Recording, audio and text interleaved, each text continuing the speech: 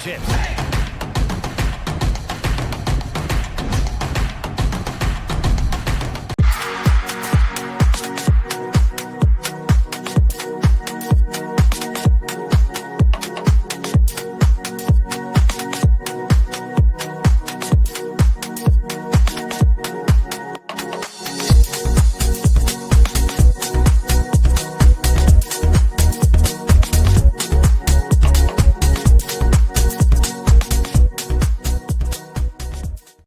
Good evening, ladies and gentlemen, and welcome to an earlier than usual edition of the Online Darts Fallout Bar as we have come to the end of quarter-final day. We are now down to the final four, ladies and gentlemen, and myself and the Welsh correspondent, Carwyn Evans, are going to talk you through how we whittled those competitors down to just four. Carwyn, I know it's a slightly dark day for those of you over in Wales. However, really, if we're honest, this tournament was only ever about one thing, and it was Rob Owen's tour card, wasn't it?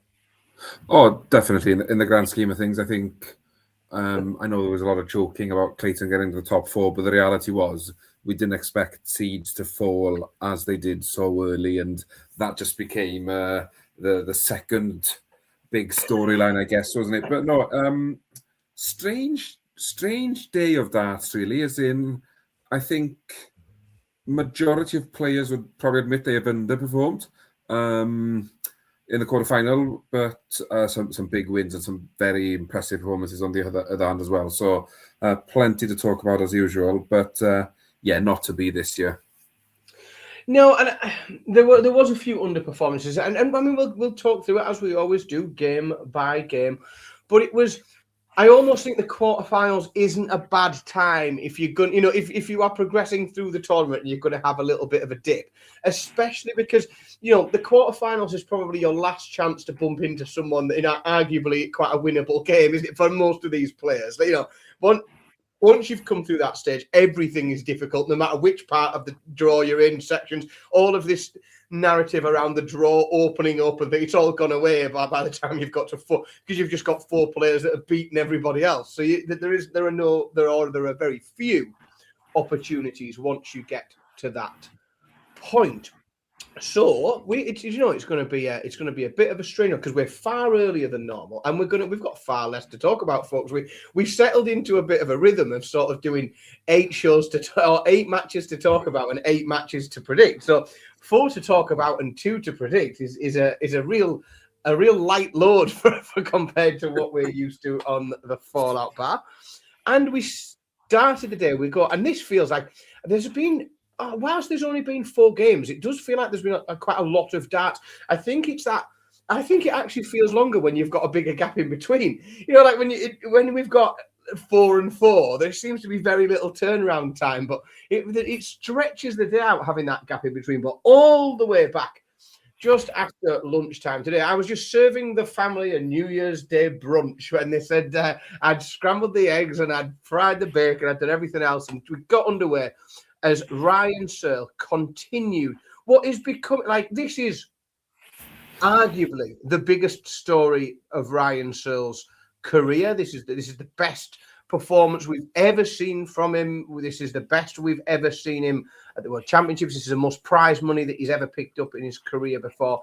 And I think the story here, Carwyn, was just Ryan Searle continued exactly as he had done for the rest of the tournament. It was just another very solid performance, doing the most important work in those deciding legs of sets. And he was just unshakable again when it really mattered on the outer ring. And yes, the clean sweep of sets has gone. He finally conceded a couple, but really, of course, he was going to against a player that the caliber of Johnny Clayton. But did you expect more from Johnny here? Did you expect him to really attack Ryan Searle and make it really difficult for him?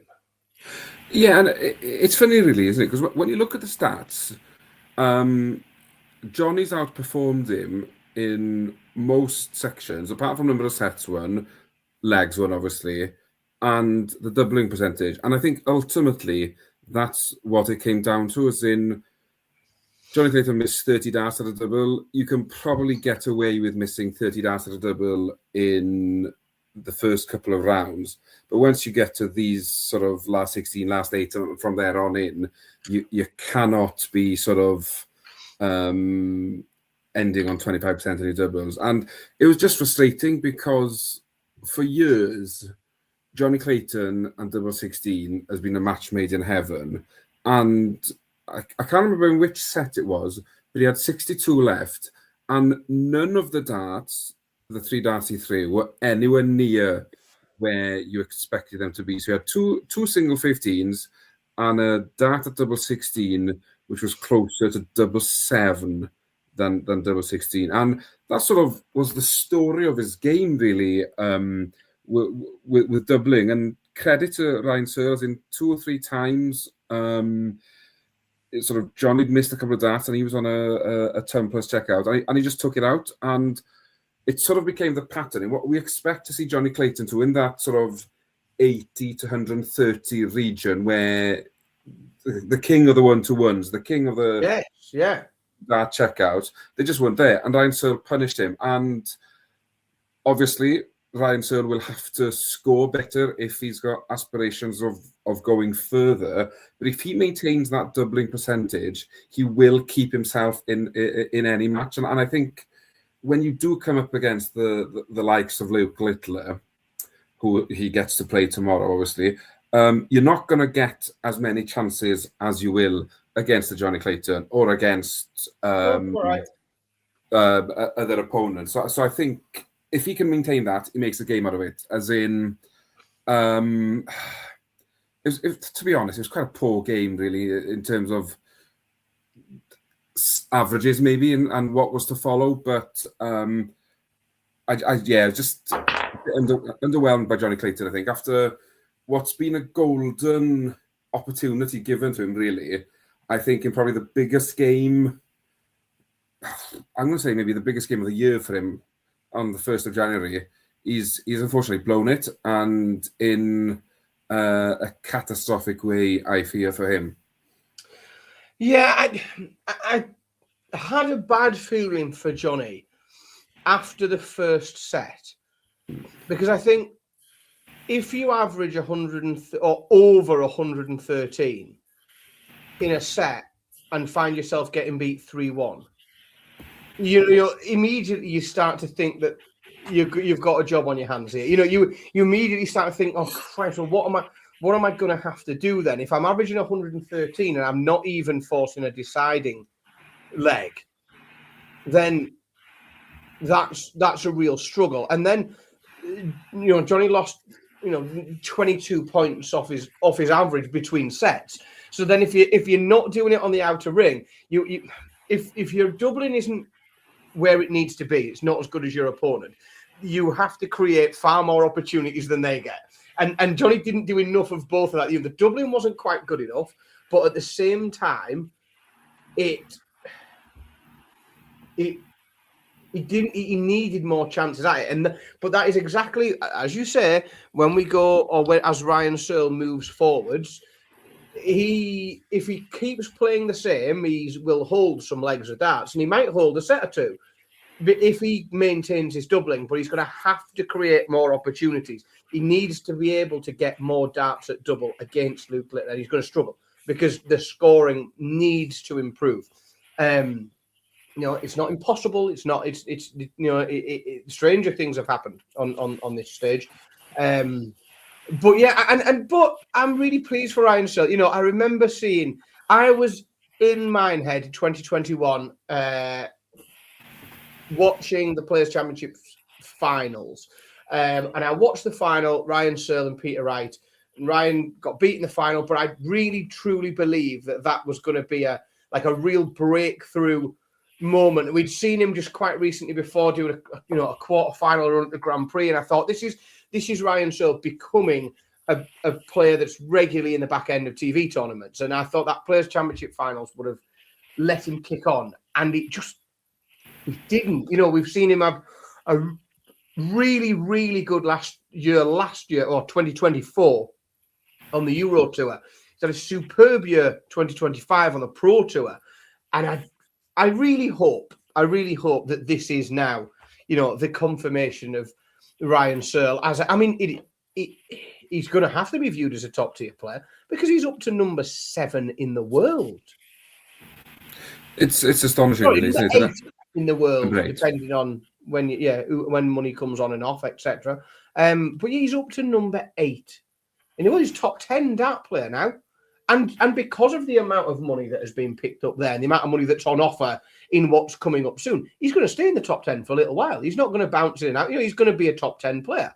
He's going to find himself quite nicely seeded for things. And when he gets through, which means you would expect him to keep picking up a little bit of money. He's going to get some favourable draws, nicely seeded.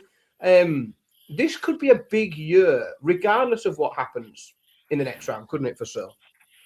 Oh, definitely. I think it's that flick of the switch you see from some players where they go from being a mid-level player, taking that step up to being the top player. It's not long ago we said the same with Noppert, as in Josh Van Veen. He's gone from 29 up to provisional number 4 now. As in, these players, they find a moment in their careers where they flick a switch and everything clicks. And it's that moment then, I think, you just got to ride the crest of that wave, because players will be chasing you down. Players will want to beat you.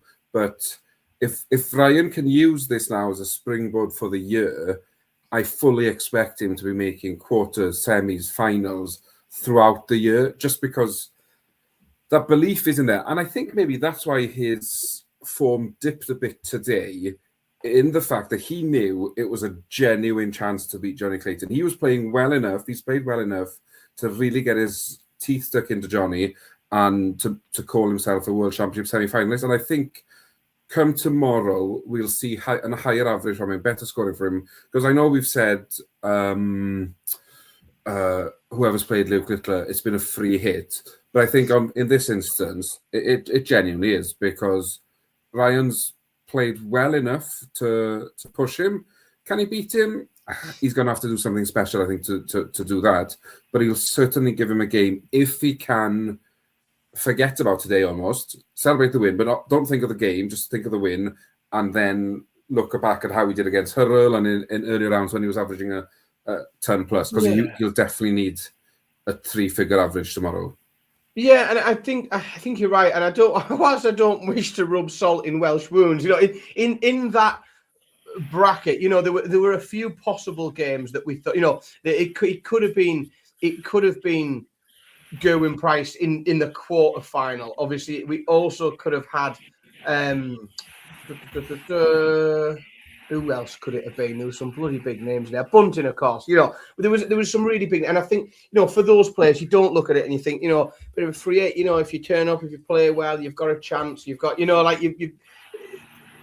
those games are massive and they're career defining, arguably, and there is an expectation that game could become very competitive, could go either way. They've got that ceiling, that level of game that is going to force, in the kindest way possible, and we'll come to some predictions in a little while. Ryan Searle doesn't beat Luke Littler unless Luke Littler plays not at his best. He hasn't, it needs to be both ways. One needs to come up a bit and one needs to come down a bit, and that's the only way they meet in the middle, and it becomes competitive. We've got an interview in the back end. We've got a few words from Ryan Searle. So let's see what Ryan made when he spoke to Phil Bars after booking his spot in a semi-final of the World Championships. Goodness me. Off of just one tournament run, but like I say, with the Wales now, with the money the way it is, that's what can happen. So we'll see where we go from here. Be nice to get some World Series call-ups and stuff like that, but we'll see what happens. And 16 weeks is a long time on the road. I've kind of said privately that the Premier League is something that I would like to do once, just to say that I've done it. Whether this is a year, I don't. If you look at Chris Dobie last year, he kind of had a similar path to me, where previous majors he didn't do a huge amount and then got to the Worlds and made a semi and they put him in. Not sure whether my face fits for that, but we'll see what happens. If he wins another game, they haven't got much of a bloody choice, have they? I was about to say, does it care what your face looks like in the top 4? I think maybe next year might be a bit too soon for him, just because I think there's been some more consistent performances across the year in 2025. But if he has a year following this run in the World Championship, they won't be able to ignore him next year. But it wouldn't surprise me again if he does make it into the 2026 Premier League lineup.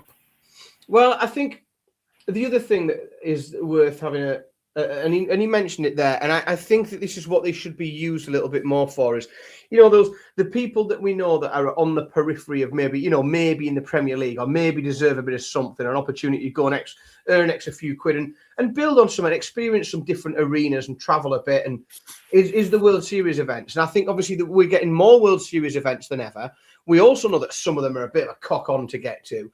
There are certain bigger players, top-end players that don't mind having a bit of a holiday when some of these are on and might be happy to skip a few. So especially the early ones, I think sometimes there's a bit of recency bias, and where we're going very early to Bahrain and we're going, and to Saudi, I don't have any issue with you using a world semi-finalist at that, because you have got that recency bias. Nobody can say, well, they don't deserve to go to that, because a few weeks ago there were, once you've gotten to the back end of the year and you're going to Australia in the summer, then it gives a bit of a chance to things moving up and down in the rankings a little bit, and players to you've had a Premier League run and players have cemented themselves as among that year's big TV players. But I certainly think for the early ones, there's absolutely nothing wrong with giving a nod and an opportunity to earn a few quid to someone like Ryan, who's made a world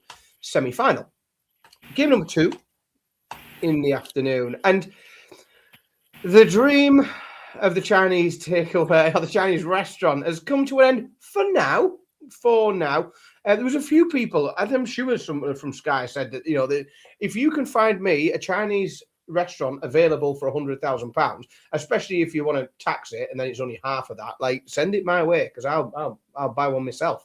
I think he's going to have to earn a few more quid and have a few more deep runs before he can buy himself a Chinese restaurant. But it sort of went the way it was supposed to go. Gary Anderson beating Justin Hood 5-2 Carwin, and it didn't fizzle out. Justin, I think, put up a valiant performance, but it was just Gary just had too much, and it was about time that someone put a stop to it, wasn't it?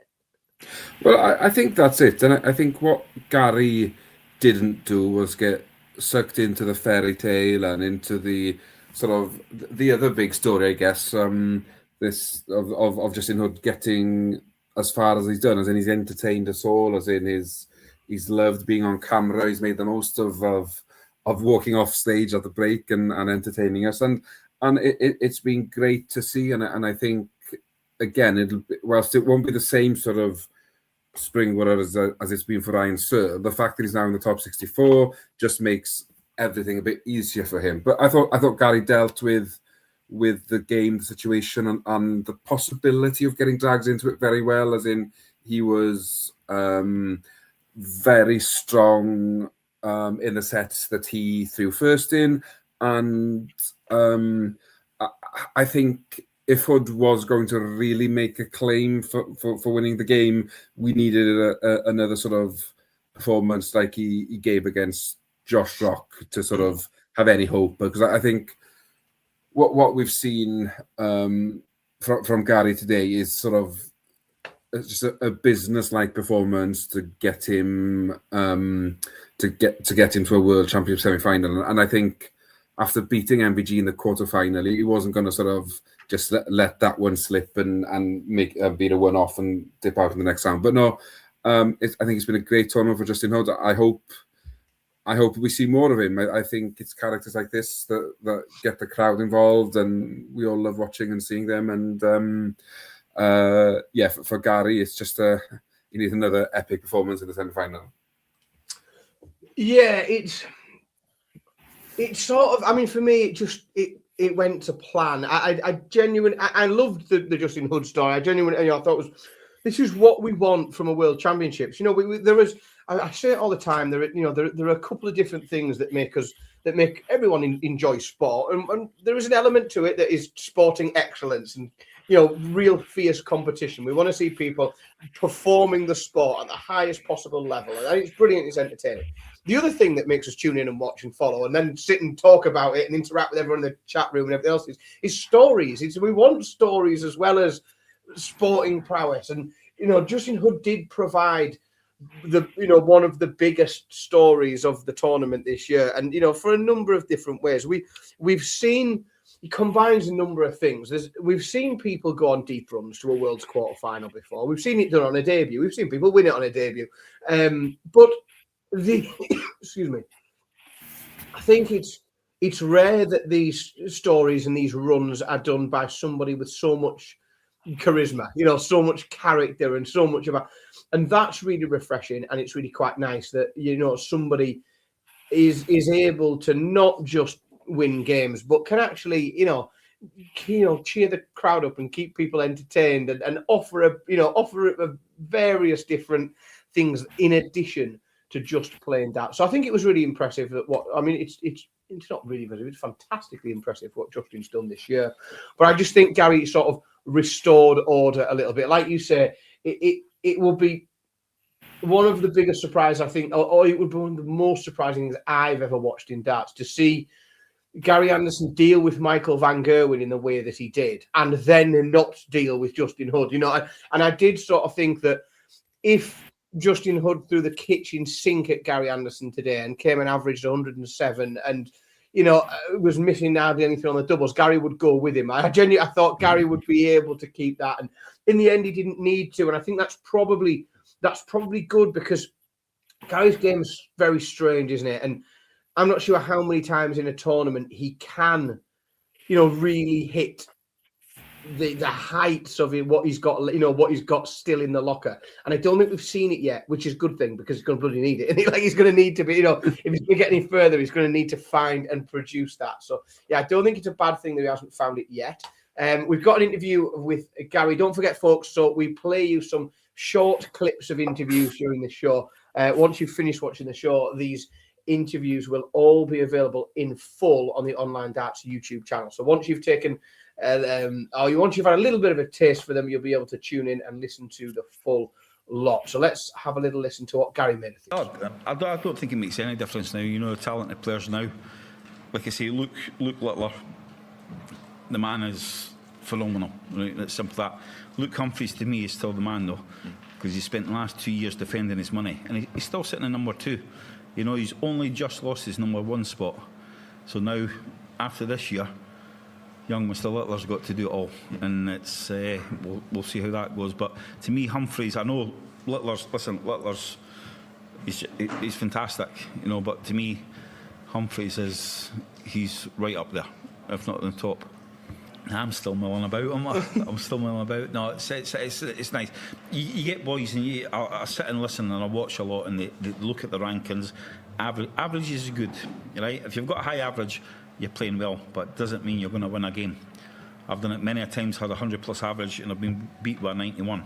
So in theory, it doesn't mean jack, does it? Rankings the same. You go up, you go down. We've had this argument before. I think the rankings are spot on. It should be changed. No, it shouldn't be changed. They win a tournament, they go shooting up. Do they complain about it? No. They've got 2 years to defend what they've won. They start dropping. Oh, it's a big problem. That's wrong. The rankings are wrong. Rankings are fine the way it works. And it's as easy as that. Brilliant. He's just solving problems. We don't even need to talk about it now. Gary's just told us what we need to know. Exactly. The world's in a better place. Thanks, Gary. Rankings are fine. No mourning. No mourning in the chat room, Gary says. They're the rules. They are the rules. It's so difficult, isn't it? Because Gary is. I think I'm not sure whether he's like the best interview or sometimes the worst interview in darts, because it's so measured, and I think he just has this incredible art of not answering the questions that he's asked, coming to say whatever he wanted to say, regardless of whatever anybody's asked him. And I know that he has a great relationship with Phil. But yeah, it's lovely to get a little bit of a taste. But I think there's probably a little bit more deflection going on. Gary has deflected a lot of those questions about other players and about his own game all the way through. It's a little shame that we aren't seeing Searle Anderson semi-final, because we know they are great friends. They are practice partners. They live down the road from each other. Their wives go off shopping together, so we're told by Ryan. So yeah, I think it's a shame that we won't see that in it. But I mean, it would make for a very interesting final if that they are on separate sides of the draw. Moving into the evening session today, and the game that everybody was waiting for, and I think not so much the game everyone was waiting for, but the walk-on that everybody was waiting for after the sort of jibes and back and forth and digs with the crowd that Littler had after the last game. We did get a little bit of booing on the walk-on as Luke Littler came out to face Christoph Ratajski, but it didn't seem very long at all before the crowd was one Luke Littlering again. And you think that it was just a little bit pantomime, but as soon as the darts start going at the board, they all remember what a special talent he is, and they've got to just enjoy it. Yeah, I think that's exactly what happened, wasn't it? I think there was always going to be some sort of reaction from the crowd, just because they love to pick a favourite and they love to boo somebody, and then Luke Littler sort of does what he does up on that stage and takes the 170 out to win it. He hits a 180 in the first set. He did everything he could to get them on side, and obviously it wasn't long before there's only one Luke Littler was being chanted around Alexandra Palace.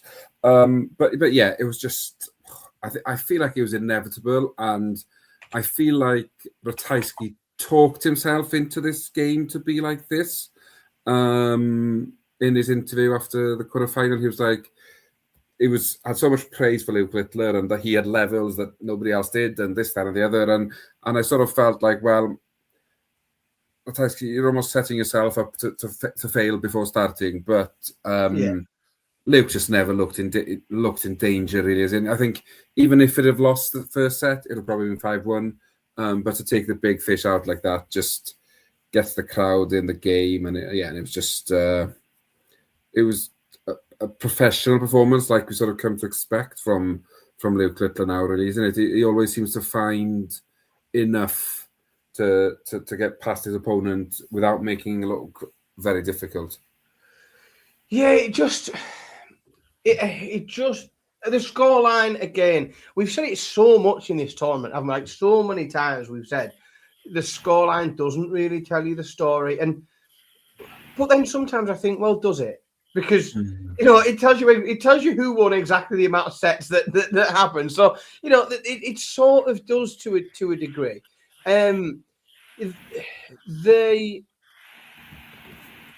Whilst there were only two deciding legs, I think, played throughout that game. There was a gulf between the doubling, and that's where this game, that's why the game was so heavy. We didn't see a monstrously, huge average from Luke. It was all right. It was a ton average, decent, but it was that just clinicalness, that doubling, that got him over the line. The 170 to the very early lays down a big statement. I think to the crowd as well. I think if you're going to try and bring a crowd back onto your side, win the opening set with a 170, because that will do it. That will, I don't care who you are, win a deciding leg in the opening set with a 170. You'll probably find that immediately, no matter what you've done or said in the past, the crowd will immediately spin back around to be on your side. It's very, very impressive. I thought that Sky were probably quite wise. They've maybe learned a little bit from the last time they chucked in or a microphone straight at Littler right after a game. So we did see him brought up into the studio, and I actually thought we got a miles better interview from. We got much better insight. He's had time to sort of calm the adrenaline down a little bit, and he can actually hear the questions that are being asked of him. And I just thought it was more interesting than just you've bashed somebody up 5-0. What do you think of that? And there was a much I thought it was a much better concept. Would you like to see a little bit more of that? Yeah, why not? Yes, definitely. I think from quarterfinal on, I don't see why not, because there's only 2 games a session at most, so they've got a bit of time to fill anyway. And it is hard, especially if you've won a game that's sort of been high pressure, adrenaline, everything that comes with winning a game. Because obviously, it's not just winning a game of darts in your pub. You've won a game for 100,000, or you've won a game for 70,000, or whatever stage you're at. So there's a lot of money on that game. But yes, sit them down, have a chat with them. As long as we don't get a repeat of Wayne Mardell on Dutch television, where they forget to tell him that he's live, and he yes goes on a full-on swearing rant. We need to. Yeah, but again, I think, I don't know. I'd like more of that, please. I'd like as much of that as possible. We have got Luke Littler. We've got an interview from him, so let's have a little listen to what Luke had to say after his 5-0 victory over Christoph Ratajski. Yeah, I mean, obviously it could have been 2 wins in a row if I hit that 112, but yeah, couldn't think about it. Didn't hit the 2-2, but obviously that still plays on my mind a bit at home, because if that 2-2 goes in and I'm 5-2 up, is a different story. But came back the year after, won it, and I'm here again in the semis. Yeah, I mean, not really. Obviously it's a new year, first day of the year. A few boos here and there, but as soon as I got on stage, the crowd absolutely unbelievable. Leading up to it, family and friends was just like, whatever happens. And yeah, as soon as I got on stage, I clapped everyone, just so they know. I want them on my side again. But yeah, they're on my side tonight, and got the job done, so hopefully it's the same again tomorrow. What I think is quite good is what could have escalated into a talking point on and on and on. He's managed, and this is why I do think that maturity that he shows way beyond his years. He's just solved it, hasn't he? Just sorted it out. Yeah, and whoever had a chat with him after the last game has very cleverly just said, whatever they do, thank them at the end and make sure you have them on side, and everything else will fall into place nicely. And I keep saying this, as in the team he's got around him, I think are incredible. They keep him grounded. Yes, we get the odd tantrum, but at the end of the day, he's still only 18, as in he's dominating in a sport at the age of 18. And I'm a 40-year-old man. I still throw the odd tantrum, Carwyn. Exactly. I think we can Especially forgive everybody darts that. Exactly, especially when I'm playing darts. I think we can forgive everyone the occasional one. Yeah, but they seem to just... He seems to come back and do the right thing, and he's so well spoken in interviews, and I think he's just a fantastic role model. And can't sort of congratulate his team enough, really, for just the way they make sure that he's got people on side, even if you're annoyed or frustrated or pissed off with what he said in an earlier interview. Yeah, really, really impressive as ever. And, let's be honest, nobody's surprised to see him at the business end of the tournament. We are probably surprised to see him facing Ryan Searle for a spot in the final. It's made things a little bit interesting. On the other side of the draw, Gary Anderson was awaiting the winner of the final match of the evening. And I think, whilst it maybe wasn't what the bookies thought was going to happen, there was a lot of people that thought that Jan van Veen was going to beat Luke Humphries, they maybe didn't think he was going to beat him 5-1, but for the 5th time in a row, the Dutchman gets the better of the world number 2. And there were just, for me in this car, and I mean, whilst Van Veen played very, very, very well, 105.5 average, over 55% on your doubles, that's where you need to be. That is the very best in the world that are turning out that. But this is what we often see at this time of the year from Luke Humphries. And there were just too many mistakes, weren't there? Too many unforced errors.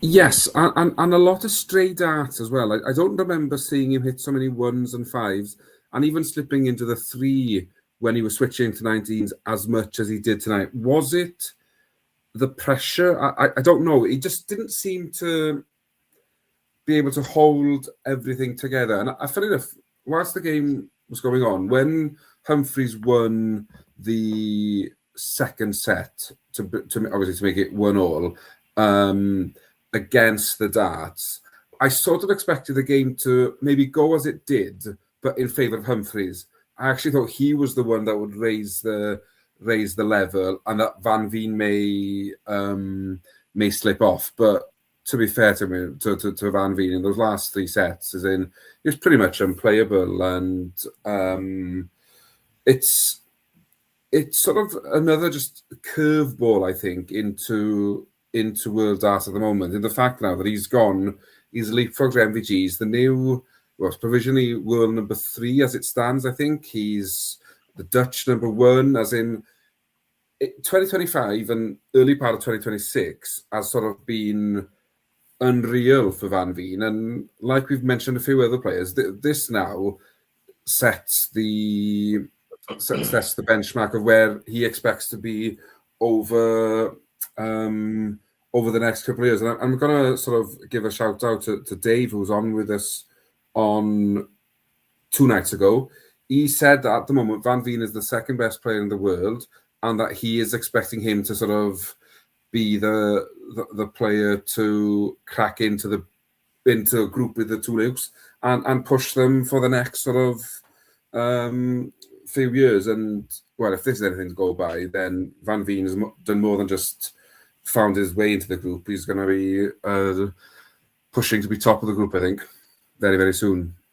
So interesting. So you mentioned leapfrogging Michael van Gerwen.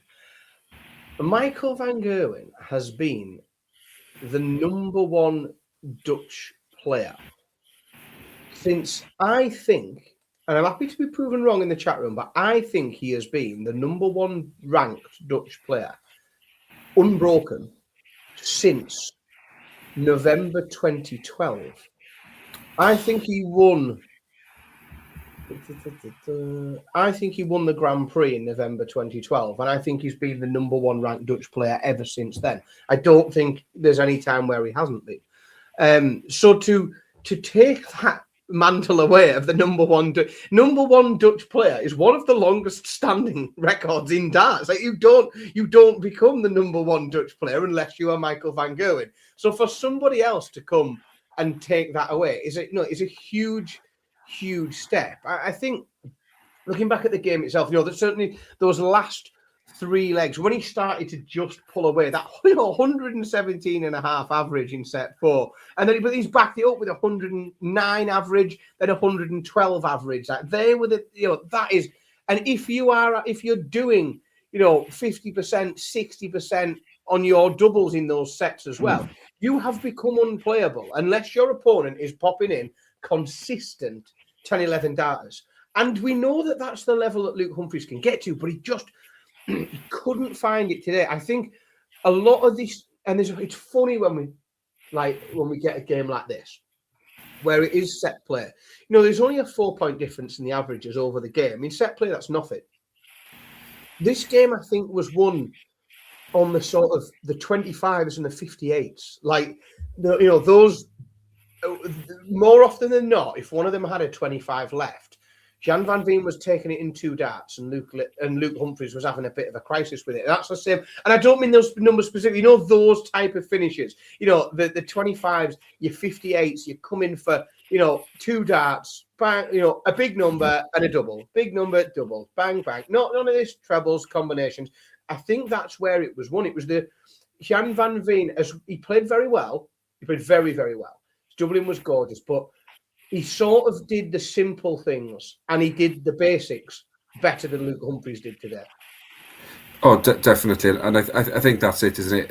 Luke Humphries was allowing Jan van Veen back to the board for another shot at a double, where Van Veen, if he wasn't taking it first or second dart, he was pinging it on the third. And Luke Humphries just was not getting the second bite at the cherry to win legs. And a bit like Clayton, as in uncharacteristic, Humphries missing doubles. And as you say, 25, I think 2 or 3 times he missed the double 8 off the back of the single 9. And that's very unlike what we've come to expect from Luke Humphries, really. And it was just, it also felt like Humphries knew it wasn't his day. As in, he could have done pretty much anything on the board.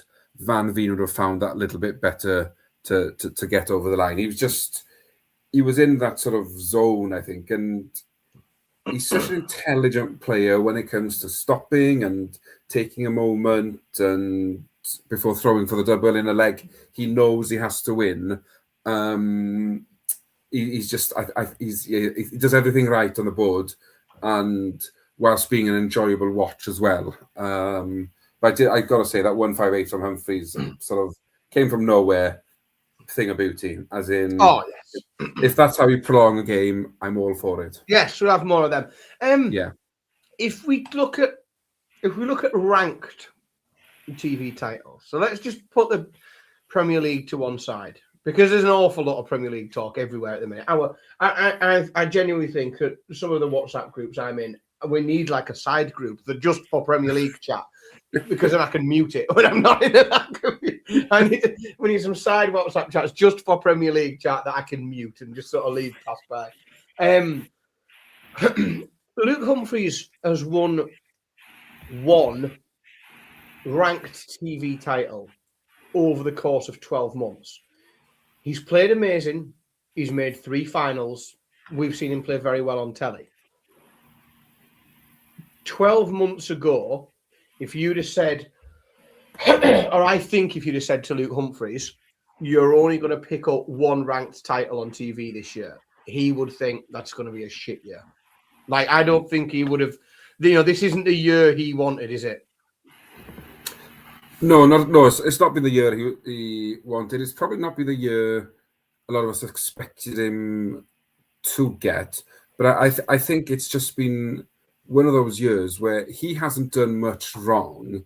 Just the likes of Luke Littler, Van Veen, Noppert, they've just done that bit more. They've just found that extra gear to get themselves a tournament win. And I sometimes think Luke Humphries might be too nice for his own good, and that he needs that terrier-like sort of killer instinct. Do you think? The killer instinct to just to put people to the sword and to really sort of destroy them. Because yes, obviously sometimes you just got to smile when your opponent doesn't miss. But I think at the same time, after the year he's had, he'd have thought, right, okay, I'm 3-1, 4-1 down here, but come on, I'm world number 2 for a reason. Don't just roll over here. Van Veen will miss at some point. I've just got to be in the game when he does. And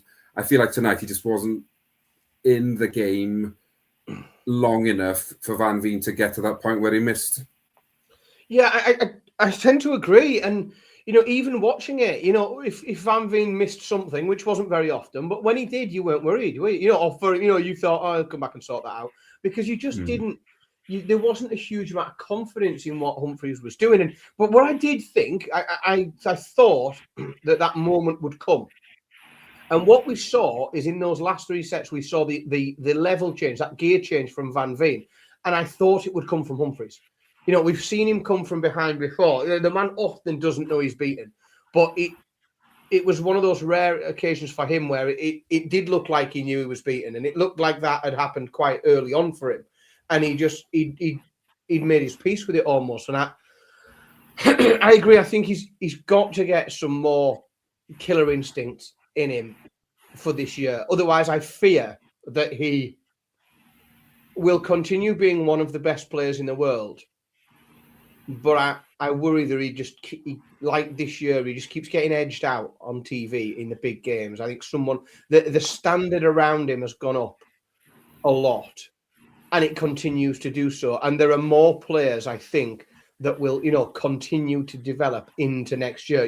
He's up to world number 3 in the world, but I expect to see more from Jan van Veen next year. I expect him to be a bigger threat. I expect to see more from Josh Rock next year, and for him to be a bigger threat. I expect a resurgence from players like Nathan Aspinall and others that, so he is going to have to really, I think, just recapture that killer instinct that meant that 2023 and 2024, you just backed him to win a trophy every time, because he just looked like he had that in him where he could just get rid of people. And it just seems a bit lacking at the moment. And he's obviously defending a lot in 2026 as well. So a lot of money. There is there's that added pressure on top of being desperate to get back in the winner's circle as well. So big year for Humphries, I feel.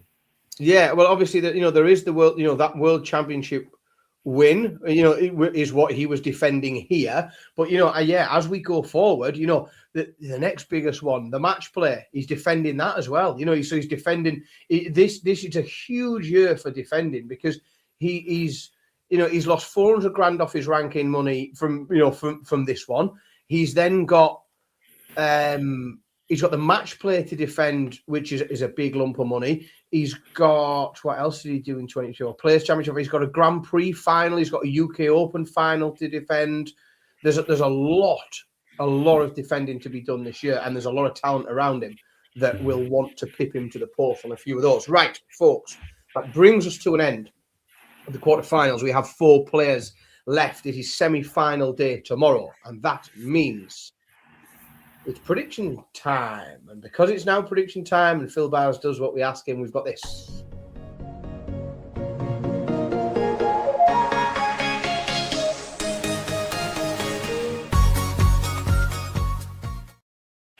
Yes, it's that time of night again, folks, and it's going to be a nice and short one today because we've only got 2 games to talk about. So we'll get through them nice and swiftly. So tomorrow, we are now playing best of 11 sets. And for those of you who aren't particularly talented at maths, that means the first person to win 6 sets gets to go and play in the final. So tomorrow, opening game, I wasn't sure it would be this way around actually, but the opening game on the evening, we've only got an evening session tomorrow.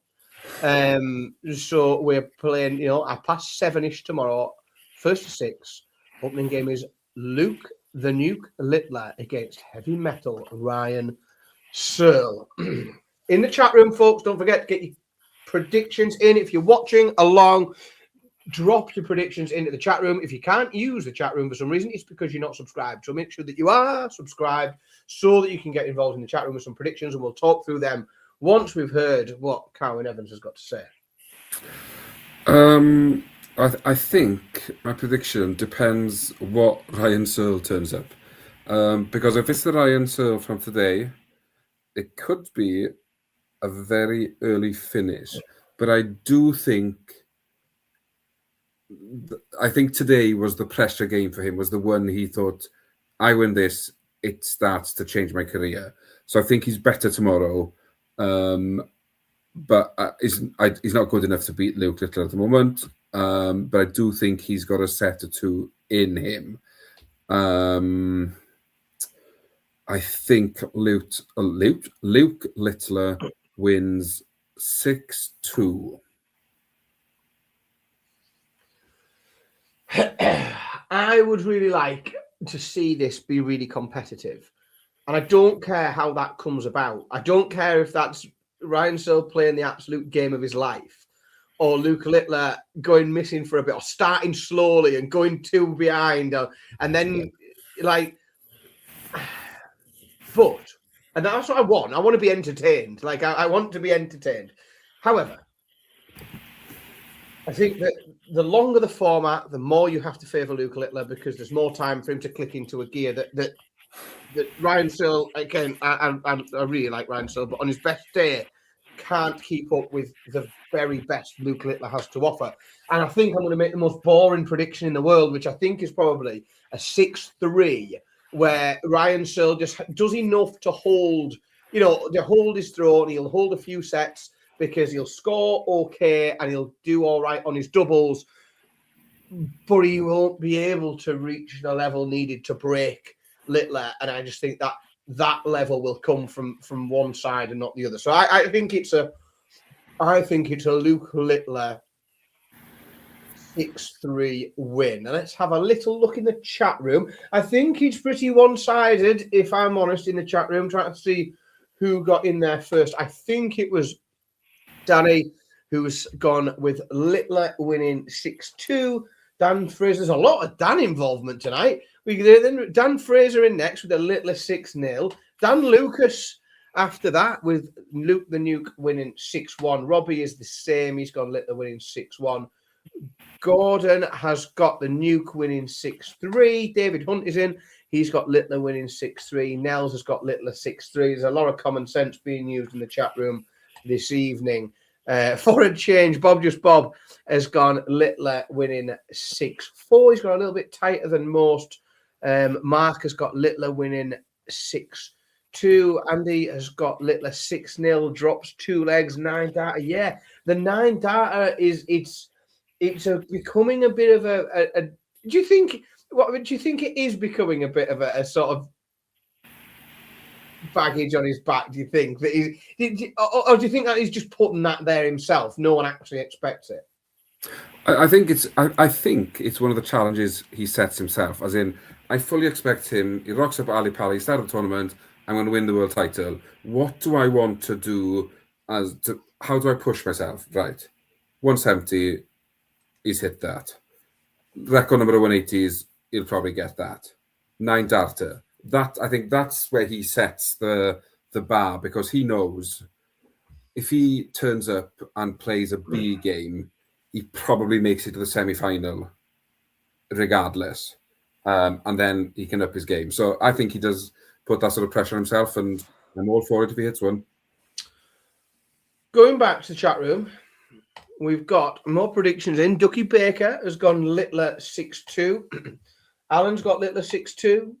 Max has got Littler 6-2. Kay has got Littler 6-2. Jim Frater is the first man in there. Oh boy, hang on a little minute. The tide is turning a little bit. Jim has set a trend. He's gone Searle 6-4. Baz has also gone Searle winning 6-4. MJJ has got Searle winning 6-4 as well. We've restored order with the Marathonimus, Littler 6-0. Maliki has got Littler 6-4. Bobsy likes a rogue pick in the chat room as always. He's gone Searle winning 6-4. Laura has got Littler winning 6-2. Nico has got Littler winning 6-4. I think Jack is in there. He's got Littler winning 6-3. Having a quick look and see who else we've got. James has got Littler winning 6-2. Interesting that whilst we do have some Searle predictions in the chat room, they're all the same. They're all 6-4. I just can't see. I can see Luke switching off, and I can see him starting slowly. Can't see Searle getting 6 of 10. That's the problem. I think there's too many legs that would be played in that. Over the course of that, 6 of 10, there could be 50 legs of darts played there, and Searle won't win more than Luke Littler if you play 50 of them. Might win 5 or 6.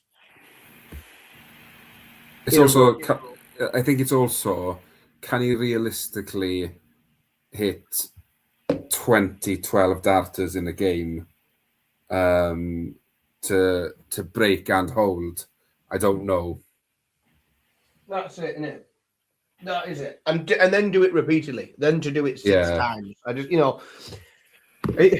you almost think it's going to take.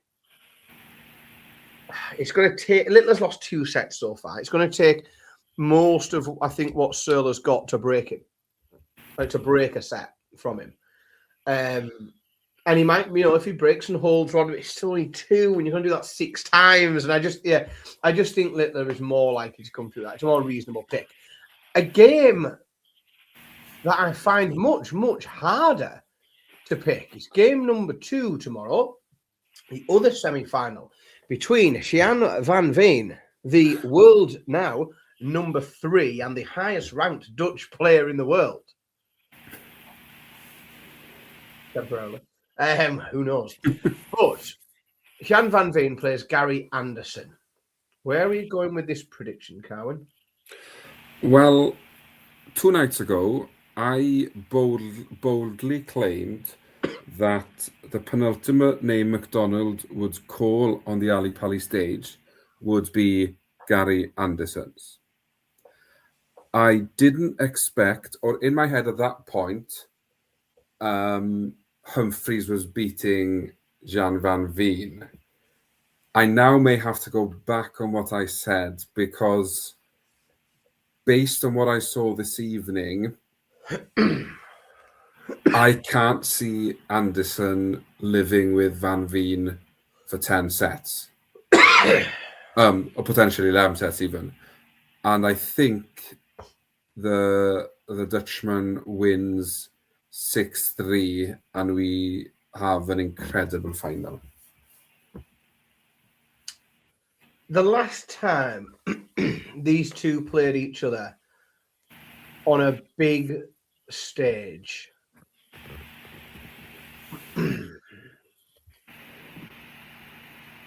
was the Grand Slam last year, 2024. Depending on how you want to structure it. And it was a slog. Gary Anderson won 16-14. It was a monster of a game. It was very, very close.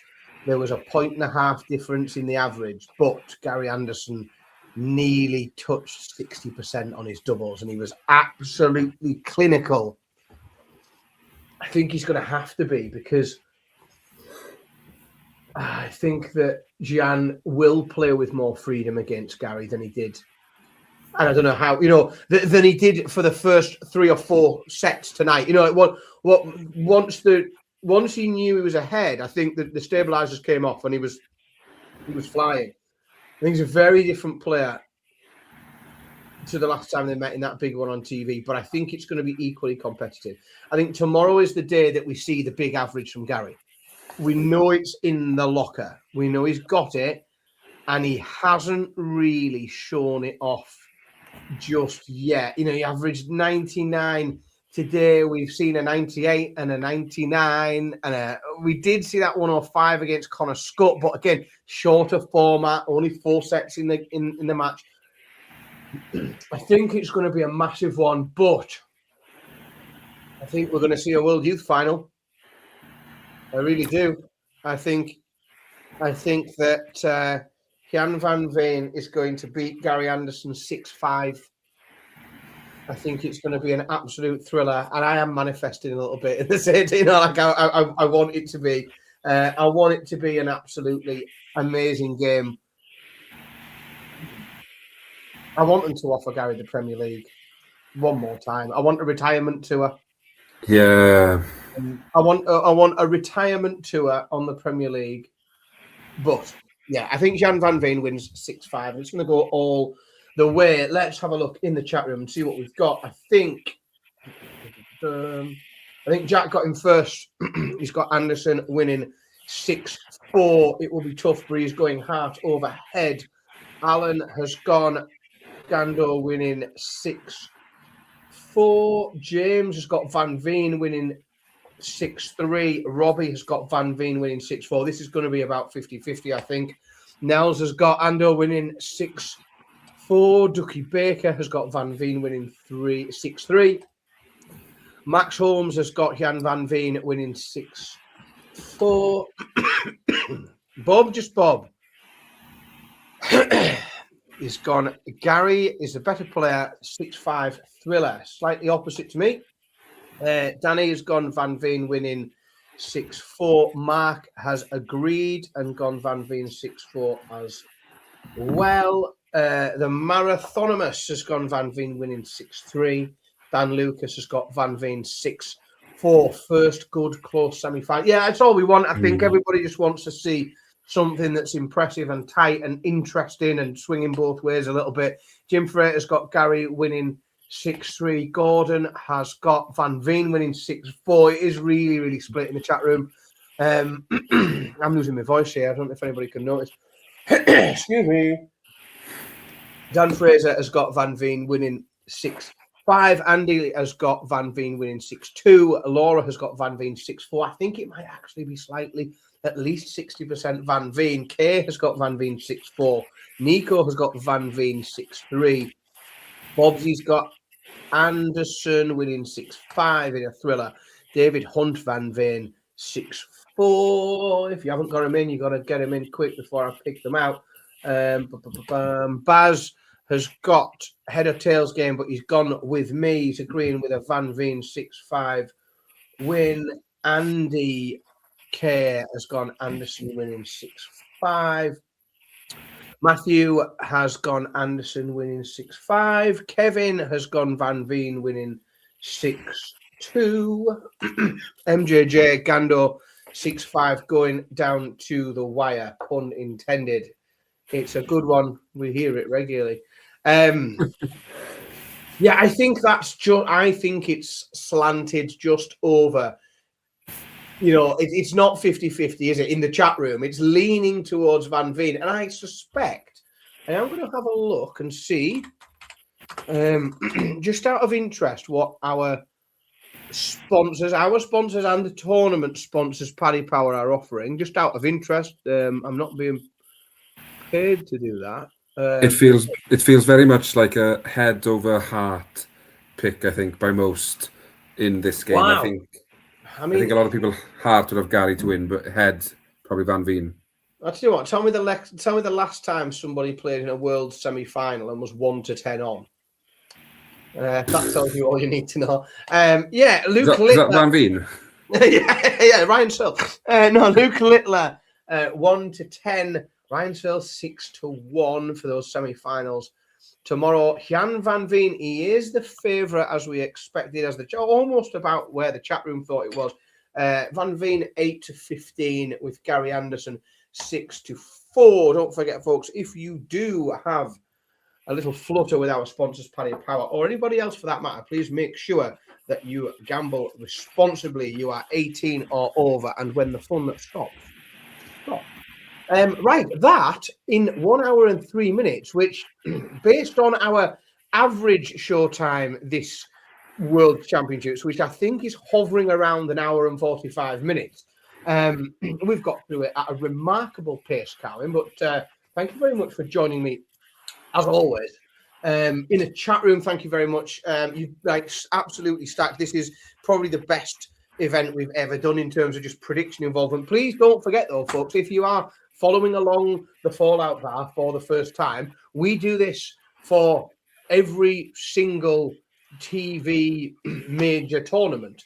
So we don't just do it for this isn't just a World Championship show, but we are here every Thursday after the Premier League. We're here. So as we go through the year, we'll be here for the World Masters and the UK Open and the Match Play and the Grand Prix and the European Championships and everything else that's going to tick around on TV this year, including every Premier League night on a Thursday. So the Fallout Bar it's not just for Christmas. It is a full year-round show. So make sure you are subscribed. Make sure you keep following along the channel. Happy New Year again. This is the first show of the year. We've got it off to a lovely start, and we're going to come back with all sorts of new and interesting things in the new year. The Fallout Bar is going to continue to evolve and change. We're going to get some more faces on it. You're going to see things just getting better and better, which is really cool and really exciting. Thank you all for following along. It's been a really great crack. We'll be back tomorrow for the last Fallout bar of the year, because then if we do a Fallout bar after the final, it means Phil and I have absolutely nothing to talk about in the live lounge on a Monday night. So we will be back tomorrow. Make sure you are subscribed along, and thank you very, very much for tuning in. Happy New Year again, and good night. Introducing the Paddy Power World Darts Championships.